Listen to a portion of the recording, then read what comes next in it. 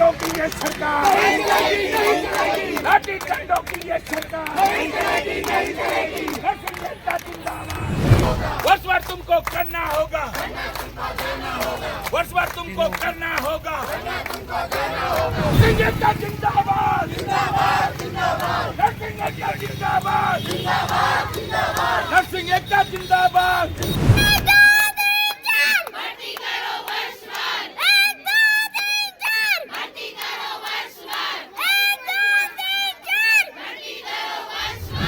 हामी डरता है, जब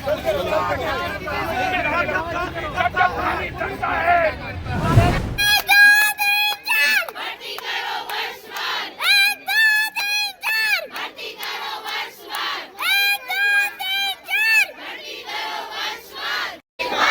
हम अपना अधिकार मांगते, हम अपना अधिकार मांगते। 1 2 3 4, 1 2 3 4। अभी तो ली अंगड़ाई है, अभी तो ली अंगड़ाई है, अभी तो ली अंगड़ाई है। समस्त दिलों से, समस्त नरसिंह सभा से ये मेरी विनती है। लाठी डंडों की ये सरकार, लाठी डंडों की ये सरकार, नरसिंह एकता जिंदाबाद, नरसिंह एकता जिंदाबाद, नरसिंह एकता जिंदाबाद, नरसिंह एकता जिंदाबाद। हामी होश में आओ, होश में तुमको आना होगा, होश में तुमको आना होगा, होश में तुमको आना होगा, होश में तुमको आना होगा, होश में तुमको आना होगा। नरसिंह भर्ती एयरवाइज वर्षवार करो, नरसिंह भर्ती वर्षवार करो, वर्ष भर तुमको करना होगा, वर्ष भर तुमको करना होगा, वर्ष भर तुमको करना होगा, वर्ष भर तुमको करना होगा, वर्ष भर तुमको करना होगा, वर्ष भर तुमको करना होगा, वर्ष भर तुमको करना होगा, वर्ष भर तुमको करना होगा, वर्ष भर तुमको करना होगा, वर्ष भर तुमको करना होगा, वर्ष भर तुमको करना होगा, वर्ष भर तुमको करना होगा, वर्ष भर तुमको करना होगा। नरसिंह एकता जिंदाबाद, नरसिंह एकता जिंदाबाद, नरसिंह एकता जिंदाबाद, नरसिंह एकता जिंदाबाद, नरसिंह एकता जिंदाबाद, नरसिंह एकता जिंदाबाद, नरसिंह एकता जिंदाबाद। अभी तो ली अंगड़ाई है, अभी तो ली अंगड़ाई है, अभी तो ली अंगड़ाई है, अभी तो ली अंगड़ाई है। जोर जुर्म की टक्कर से, जोर जुर्म की टक्कर से, जोर जुर्म की टक्कर से। जब जब धामी डरता है, पुलिस को आगे करता है, जब जब धामी डरता है, पुलिस को आगे करता है, जब जब धामी डरता है, पुलिस को आगे करता है, जब जब धामी डरता है, पुलिस को आगे करता है। एकता जिंदाबाद, जब जब धामी डरता है, जब जब धामी डरता है, जब जब धामी डरता है।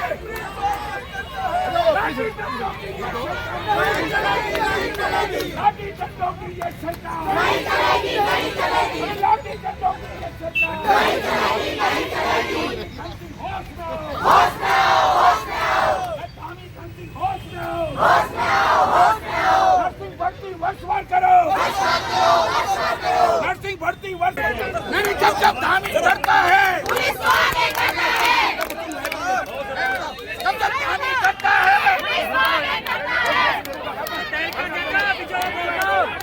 गाड़ी वाले हट जाओ, गाड़ी वाले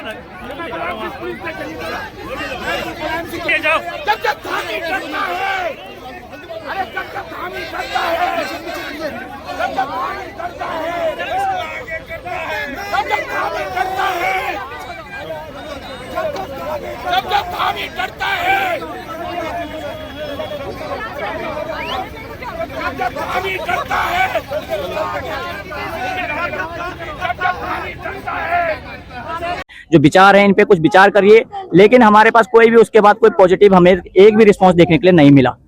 आज हमारा जो सांकेतिक धरने का हमने आह्वान पहले ही कर दिया था और हम लगातार शासन प्रशासन के साथ कोऑपरेट करके कम्युनिकेट करके इस चीजों में चल भी रहे थे, लेकिन आज हमारी जो महिला शक्ति, जो स्वास्थ्य की रीढ़ की हड्डी है, इनके साथ सुबह जो दुर्व्यवहार किया गया, ऑटो से खींच के इन लोगों को पकड़ा गया और जबरन गाड़ी में डाल के यहाँ पे एकता विहार में पटक दिया गया। तो ये बहुत ही निंदनीय है और एक चिंता का विषय है कि स्वास्थ्य की रीढ़ की हड्डियों के जो मात्र शक्ति हमारी कही जाती है, जिनके उस पर पूरा हेल्थ डिपार्टमेंट टिका हुआ है, तो उनके साथ इस तरह का अगर कार्य होता है तो ये बहुत ही एक हमारे लिए सोचनीय बिंदु है और निराशापूर्ण बिंदु है। नवल जी, आज एक मुख्य विपक्षी दल कांग्रेस के बड़े नेता हरक सिंह रावत भी आप लोगों को समर्थन देने पहुंचे। देखिए, जो हमारी मांगे हैं इसमें हमारा कोई राजनीतिक का हमारा कोई कारण नहीं है, लेकिन ये मांगे जो आपके स्वास्थ्य की जो हमारी मांगे हैं ये बिल्कुल ही एक सामाजिक तरीके से जुड़ी हुई है।